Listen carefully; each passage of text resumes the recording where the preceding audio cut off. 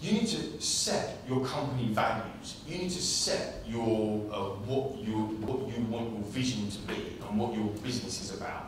This is a big lesson for me. They are your culture. You need to decide, as the business owner, what you want your culture to be. What are your company values? What is unique about yourselves? You need to decide what they are. This will be your constant, okay? Staff will change. We all know that. It's not patronising anyone in the room. Staff will change. They will come and go. Hopefully I can keep hold of Ashley a little bit longer, because it's been with me for a long time. But ultimately, staff will come and go. What is your constant is your values.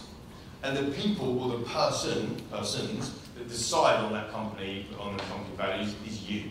So have you got that down? Ask yourself that question today. Have you got your company values? If you have, fantastic. Does everybody that work for you know what they are? Does everybody that buys from you know what they are? Does everybody in the room that you're talking to, the people that you meet, your networking, your LinkedIn, your Facebook, however you're marketing your business, do they know what your company values are? Because this is the constant, and this is what's going to define your business moving forward.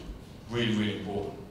Make sure your people know it, your customer know it, decide on your culture, decide on your values, and stick by what they are. You can then start to build a platform or foundation around how you hire people, which I'll go on to in a little bit more.